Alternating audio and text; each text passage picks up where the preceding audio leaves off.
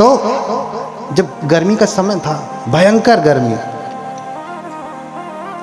उस भयंकर गर्मी में भयंकर तप रही रेत पे जाकर के लेटते थे कि शरीर जब तपेगा तो हो सकता है कोई प्रसन्न हो जाए। लेकिन कोई प्रसन्न नहीं हुआ। बड़ी लंबी तपस्या, बड़ी लंबी तपस्या, लेकिन कोई प्रकट नहीं हुआ। तो शरीर सूख गया, सिर्फ रक्त मांस खर ताप सुखाने, हाड़ हाड़ सब देह लखाने। सब कुछ सूख गया, मांस सूख गई, रक्त सूख गया, जो कुछ भी था अंदर के अंग वो सब कुछ सूख गए। अब क्या बचा? सिर्फ हाड़, हड्डियां, हड्डियां पूरी एक एक आप गिन सकती हैं। जैसे कभी कभी कोई बच्चा कुपोषण का शिकार हो जाता तो उसकी हड्डियां गिन लेते हैं ना, बिल्कुल वो तो फिर भी ठीक होता है।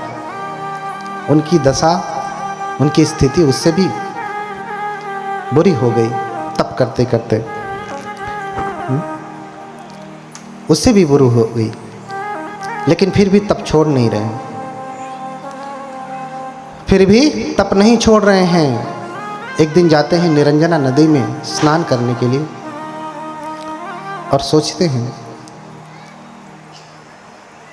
कि मैं स्नान करके आऊँगा, फिर से तप प्रारंभ करूँगा। निरंजना नदी में जल बहुत कम है, धीरे धीरे ही बह रहा है। तो जैसे जल के ऊपर कोई पत्ती गिर जाए तो बहाव तेज हो या धीमा हो, पत्ती गिर गई तो पत्ती भी धीरे धीरे बहने लगती है। ये जैसे ही नदी में उतरते हैं, शरीर तो इनका क्या हो गया है? कंकाल, शरीर में शक्ति नहीं है। जैसे ही उतरते हैं धीरे धीरे पानी के बहाव को भी रोक करके बाहर नहीं निकल पा रहे थे, बहते जा रहे थे जैसे कोई पत्ता पानी के ऊपर बहता हो। बहते बहते कहीं किनारे पर किसी वृक्ष की टहनी लटकी हुई थी जल के अंदर, उस टहनी को पकड़ लेते हैं और फिर बाहर निकलते हैं। एक वृक्ष के नीचे ओट लगा करके ऐसे बैठते हैं, टेक लगा करके, और फिर सोचने लगते हैं कि इस प्रकार से तो मेरा शरीर नष्ट हो जाएगा, मैं मर जाऊंगा और फिर मुझे ज्ञान तो प्राप्त होगा नहीं। उसी समय सुजाता नाम की एक ग्वाला की लड़की है, आज की भाषा में कहे तो जो यादव वर्ग है ना, ग्वाला है, जो ग्वाला की लड़की है, उसने मनौती मांगी थी। जिस पेड़ के नीचे वो बैठे हैं उसी पेड़ के नीचे मनौती मांगी थी कि विवाह के बाद पहली बार में अगर मुझे बेटा पैदा हुआ तो मैं सोने के कटोरे में खीर चढ़ाऊंगी। हे वृक्ष देवता, मेरी मनोकामना पूरी करें। संयोग रहा, मनौती पूरी हुई और अपनी दासी को भेजती कि जा देख, जिस पेड़ के नीचे मैंने मनौती मांगा था वो पेड़ है कि नहीं, अगर है तो साफ सुथरा कर देना, आज मैं खीर चढ़ाऊंगी। दासी जाती है और जाके देखती है कि स्वयं वृक्ष के देवता बैठे हुए हैं। कौन? सिद्धार्थ। अभी नदी से बाहर निकल के आए हैं, टेक लगा के बैठे हैं। दासी आकर के देखती है, वो सोचती है कि वृक्ष के देवता हैं और भागी भागी जाके कहती है कि मालकिन देवी, स्वयं वृक्ष के देवता प्रकट हुए हैं, आपकी कामना पूरी हुई, आशीर्वाद देने के लिए। सुजाता ने खीर बनाया। खीर कैसे बनाया? आप कैसे खीर बनाती हैं? पुरुष भी बनाते होंगे, ज़्यादातर माताएं ही खिलाते पिलाते हैं। आपका शरीर जो इतना हट्टा कट्टा है, माताओं की देन है। गर्भ से लेके गर्भ के बाहर आने तक ये स्वस्थ शरीर किसकी देन है? माताओं की देन है। अब पुरुष वर्ग भी थोड़ा सहायता करने लगे हैं, थोड़ा, वो भी धमकी देने के बाद। बोलिए भगवान बुद्ध की। हाँ, कैसे खीर बनाती हैं? सुजाता ने कैसे खीर बनाया, वर्णन मिलता है कि सुजाता चूँकि ग्वाले की लड़की है, बहुत गौएं हैं, 1000 गौओं का दूध निकाल करके 500 गौओं को पिलाती है। गाय का दूध जब खराब होने लगता है तो लोग गाय को ही पिला देते हैं, भैंस का भैंस को ही पिला देते हैं। जब ज़्यादा हो जाता तो क्या करें, पहले कोई बेचा नहीं जाता। 500 का निकाल करके 250 को पिलाती है। इसका दूध खराब नहीं हो रहा है, लेकिन खीर बनाना है इसको। फिर 250 का दूध निकाल के 100 को पिलाती है, 100 को फिर 50, 50 से फिर 25, 25 का निकाल करके 16, 16 से फिर 8 गऊओं का बचा हुआ दूध निकाल करके वो खीर बनाती है। खीर बनाती है, उसमें चावल नहीं डालती। आज की भाषा में कहें तो खोवा हो गया वो। दूध जलाएंगे तो क्या बनेगा? खोवा। उसमें चावल नहीं पड़ा है, हम चावल डाल के खीर पकाते हैं। दूध पकाया और इतना पकाया कि खीर हो गई, खीर जैसा हो गया, है ना। और 1 कटोरा खीर, 1000 गऊओं के दूध की खीर पका करके वो बोधिसत्व को चढ़ाने के लिए जाती है। लेकिन इनका शरीर इतना दुर्बल हो गया कि तो आती है, लेकिन बोधिसत्व टेक लगा के बैठे हैं, सिद्धार्थ टेक लगा के बैठे हैं, उनको प्रणाम करती है और कटोरा थमाने लगती, लेकिन शरीर में शक्ति नहीं है।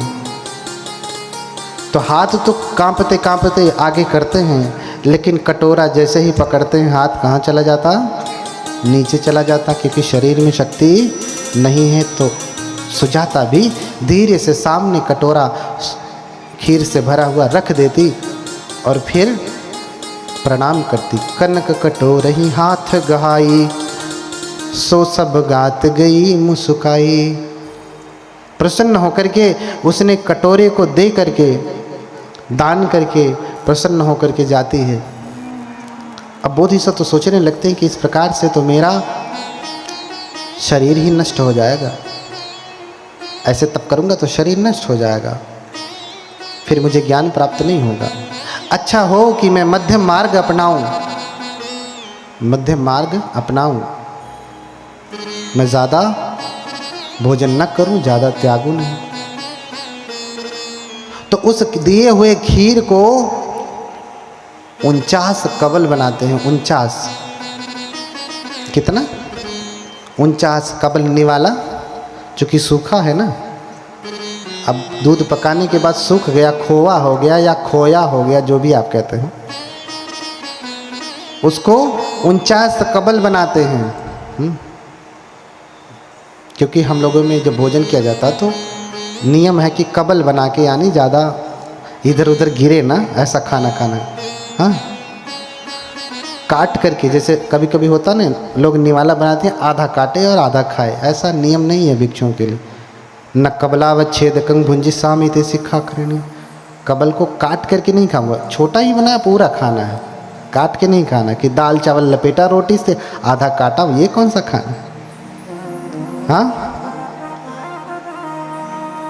न सिद्धाव कारकम, न जिह्वा ने क्षारकम, न औगुंड कारकम, न औमोदित कारकम, न सिद्धाव कारकम। ये सब नियम बताया कि ना गाल फुला करके, ना चपर करके, ना चपचप कार्यक्रम भुंजी सामिति सिक्खा करने, चप चप चप चप करके नहीं खाऊंगा।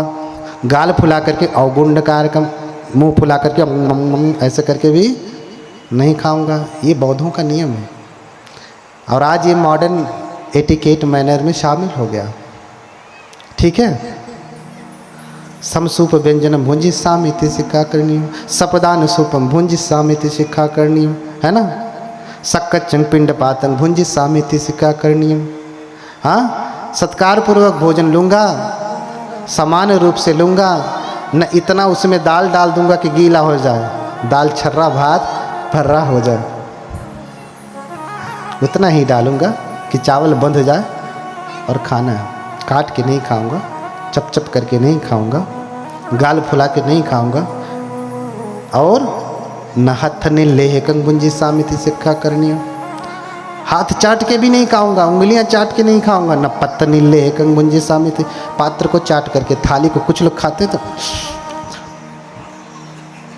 पात्र को चाट के भी नहीं खाऊंगा। चट्टन नहीं होना है, चाट करके खाना नहीं है। बहुत सारे नियम है, 75 प्रकार के खाने के नियम है, सेखियाँ हैं, उसके बाद तो और भी भिक्षुओं के बहुत सारे नियम, इसलिए 49 कबल बनाया। कबल कबली का आहार है ना, मैंने 4 आहार बताया, ये पहला आहार। 49 कबल बनाया और खा जाते हैं। अब फिर वही उनकी 49 दिन का भोजन होता है। 7 सत्ते 49, 7 सप्ताह का भोजन होता है। वही भोजन कर लेते हैं। जैसे ही भोजन करते हैं, भोजन करने के बाद शरीर में थोड़ी शक्ति आती है। कटोरा लेकर के निरंजना के किनारे फिर जाते हैं और कटोरा ऐसे ही फेंकते हैं। कहते हैं मुझे ज्ञान प्राप्त होने वाला है। हाँ, यदि मैं बोधि परिवर्तित पत्तम, यदि मुझे बोधि प्राप्त होने वाली है तो ये परिवर्तित हो जाए पात्र, अर्थात धारा के विपरीत दिशा में जाए। धारा इधर बह रही है तो पात्र किधर जाए? इधर जाए। और कहते हैं वहाँ से 7 कदम आगे गया और जा करके वहीं पात्र डूब गया नदी में। आगे गया, धारा के विपरीत दिशा में गया। क्यों? क्योंकि उन्हें बोधि प्राप्त होने वाली थी। और फिर सिद्धार्थ आ जाते हैं और फिर वृक्ष के नीचे, उसी पीपल के वृक्ष के नीचे, अभी बरगद के थे, अब पीपल के वृक्ष के नीचे आ जाते हैं और आसन लगा करके बैठना चाहते हैं कि अब मैं तप करूंगा। भोजन कर लिया हूँ, शरीर में शक्ति आ गई। तो विचार करते हैं कि पूर्व के बुद्ध किस दिशा में मुख करके बैठते हैं। तो विचार किया तो पाया कि पूर्व दिशा में पूर्वाभिमुख हो करके सभी बुद्ध। ये आवाज़ थोड़ी साफ नहीं लग रही है, भारी भारी सी लग रही है, भाएँ भाएँ कर रही है। इसको बोलो ठीक करे। उसको समझ में नहीं आता क्या? 3 दिन से कर रहा है। हाँ,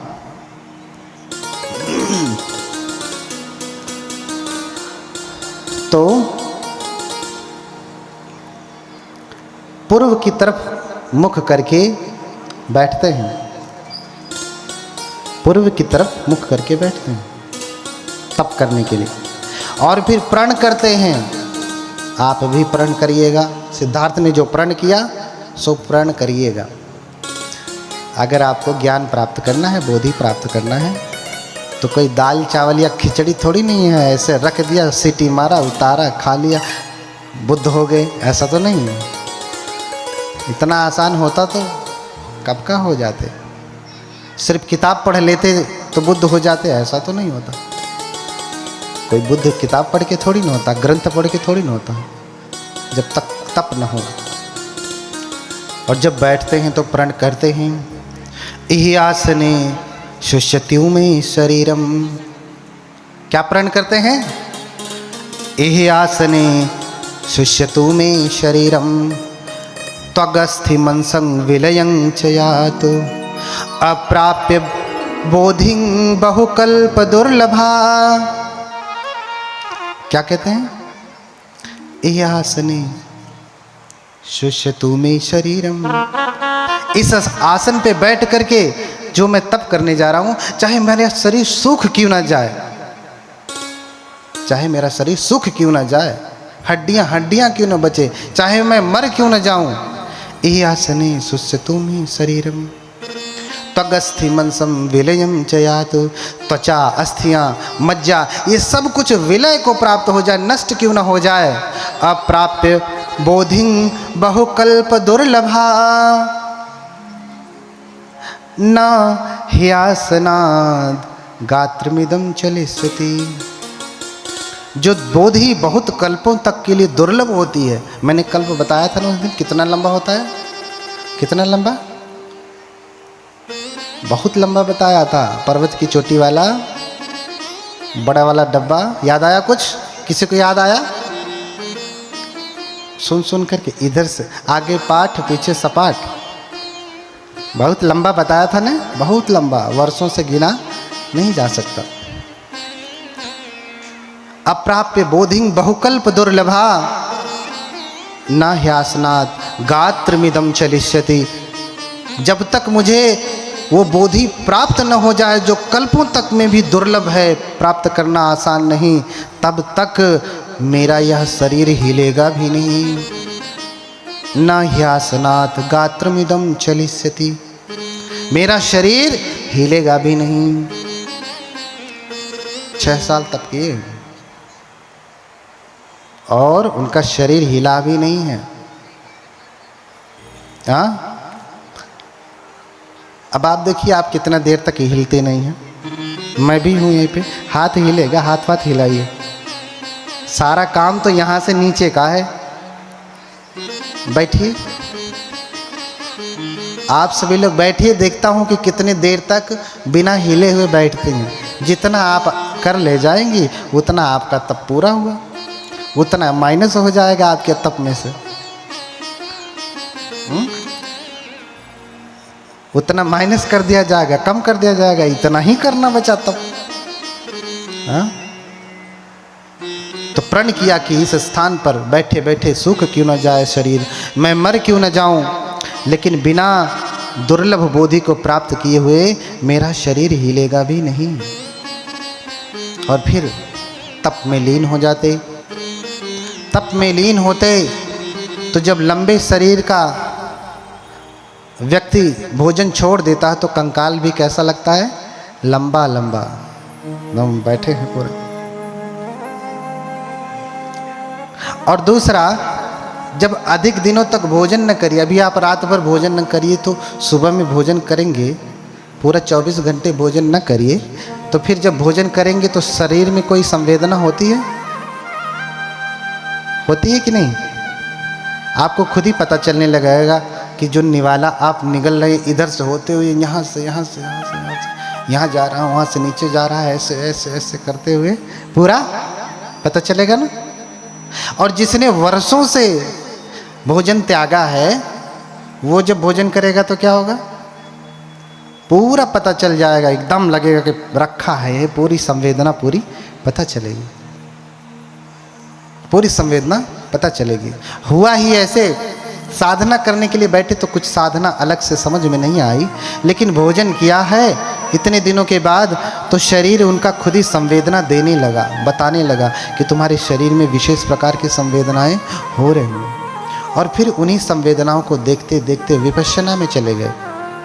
हाँ, उन्हीं संवेदनाओं को देखते देखते विपश्यना में चले गए। विपश्यना बौद्धों की बहुत महत्वपूर्ण साधना है, उसी के द्वारा ही मुक्ति होती है।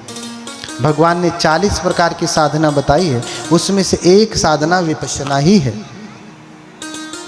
40 में से कोई एक आपने कर लिया तो आपको मुक्ति है। इस समय बहुत प्रचलित साधना विपश्यना है, बहुत प्रचलित साधना विपश्यना है। अब संवेदनाओं को देखते देखते देखते देखते 7 सप्ताह में उनको ज्ञान प्राप्त हो गया, बुद्ध हो गए। बुद्ध हो गए तो उनको 3 विद्याएं प्राप्त हुई। कौन कौन सी विद्या? आसवक्खय, पुब्बे निवासानुसति, चतुप्पपाद ज्ञान। अर्थात क्या कर्म करने से व्यक्ति क्या जन्म पाता है, किन कर्मों की वजह से व्यक्ति क्या दुख पा रहा है, उसका ज्ञान प्राप्त होता है। और पिछला क्या जन्म था उसे भी व्यक्ति देख पाता है। और तीसरा जो सबसे महत्वपूर्ण है, जो बुद्धों को ही प्राप्त होता है, अन्य किसी तपस्वी को प्राप्त नहीं होता, यही उन्हें बुद्ध बनाता है, वो है आसवक्खय। अर्थात अपने मन के विकारों को दूर करने का ज्ञान। बाकी किसी भी व्यक्ति के पास, किसी भी लोग, किसी अन्य सन्यासी या योगी के पास ये ज्ञान नहीं है जो बुद्ध के पास है। किसी भी भगवान या अन्य जिनको भी बहुत सारे लोग मानते हैं, उनके पास ये ज्ञान नहीं है, वो ज्ञान नहीं है। क्योंकि उस ज्ञान को प्राप्त करते ही व्यक्ति बुद्ध हो जाता है, बुद्धत्व को प्राप्त कर लेता है कि आश्रमों को नष्ट कैसे किया जाए, और ये साधना के द्वारा ही होता है। उपदेश तो आपको सिर्फ उबालने के लिए है। उपदेश क्या है? आपको उबालने के लिए है। आपके भीतर संवेदना संवेग पैदा करने के लिए है कि नहीं, आज मैं घर छोड़ दूंगा, इससे अधिक नहीं। उपदेश सुन करके फिर अगर आप तप में लगते हैं, साधना में लगते हैं, तो आपका जीवन बहुत ही सार्थक होता है। फिर भी सार्थक है, उससे पहले भी सार्थक है, लेकिन और भी अगर आप तप करेंगे तो पूरा सार्थक हो जाएगा, उसमें किंतु परंतु कुछ भी नहीं रहेगा। अब समस्त बोधि को प्राप्त करके जो है वो बुद्ध हो गए। बैठे बैठे ही उनको अनुलोम विलोम का ज्ञान प्राप्त हुआ, प्रतीत समुत्पाद जान गए। अविद्या पच्चया संखारा, संखार पच्चया विज्ञानम, विज्ञान पच्चया नाम रूपम, कि कैसे व्यक्ति बार बार इस भव चक्र में पड़ता है। अविद्या के कारण संस्कार बनते हैं। अज्ञान है तो संस्कार बनेगा, ज्ञान है तो भी संस्कार बनेगा, लेकिन समाधि है तो संस्कार नहीं बनेगा। ज्ञान है तो व्यक्ति कुशल कर्म करेगा, कुशल संस्कार बनेगा। अज्ञान है तो अकुशल कर्म करेगा, नादानी वाला काम करेगा, तो भी संस्कार बनेगा। अरे आग तो आग होती है, चाहे अच्छी लकड़ी की हो चाहे सड़ी लकड़ी की हो। आग तो आग है, दोनों जलाने वाली है ना। आग तो आग है, सड़ी लकड़ी को